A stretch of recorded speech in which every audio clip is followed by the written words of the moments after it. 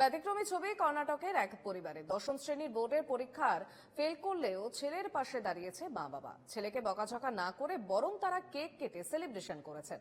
বাবা মা সাফ কথা, কোনো পরীক্ষায় ফেল করা মানে জীবনে চরম ব্যর্থতা নয়, চেষ্টা করলে অবশ্যই সাফল্য আসবে।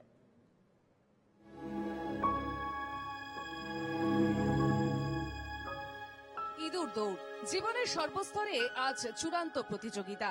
পরীক্ষায় খারাপ ফল একজন পড়ুয়ার আত্মবিশ্বাসে চিড় ধরায়। অনেক অভিভাবকও সন্তানের ব্যর্থতায় ভেঙে পড়েন। হতাশায় অনেকেই নিজের জীবন শেষ করে দেয়। সেই জায়গায় একেবারে উল্টো পথে হাঁটল কর্ণাটকের বগলকোট জেলার একটি পরিবার। ছেলে অভিষেক চলচাগুড্ডা এবার দশম শ্রেণীর বোর্ড পরীক্ষায় 6টি বিষয়ই ফেল করেছে। 600-র মধ্যে মাত্র 200 নম্বর পেয়েছে অভিষেক। কিন্তু ছেলেকে কোনো রকম নিরুৎসাহিত না করে মা বাবা রীতিমতো কেক কেটে উৎসব করলেন।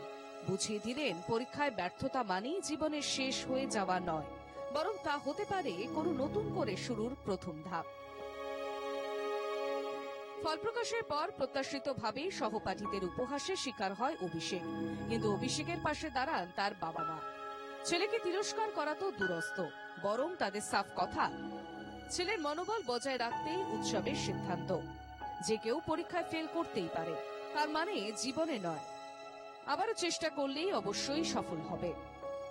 খবরটা দেখেছি, খবরটা খুবই একটা অন্যরকম খবর।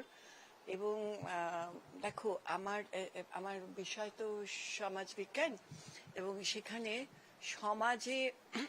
সমাজে যদি এই ধরনের পরিবর্তন দেখি তাতে ভালো লাগে। এখন যেটা ব্যাপার হচ্ছে সেটা হচ্ছে যে আমরা বড় বিচিত্র জীব। যখন সেটা আমাদের ঘরে হয় তখন আমরা একরকম রিয়াক্ট করি, ঠিক একই জিনিস যখন অন্য জায়গায় হচ্ছে তখন আমাদের প্রতিক্রিয়াটা কিন্তু একদম আলাদা হয়ে থাকে। ব্যর্থতার ভয়ে যখন একের পর এক আত্মহত্যা বা অন্ধকারে ডুবে যাওয়ার ঘটনা ঘটছে, তখন কর্ণাটকের এক বাবা মায়ের এই সিদ্ধান্ত গোটা সমাজকে একটা বার্তা দিল, বলছেন মনোবিদরা। Bureau report, NKTV Bangla.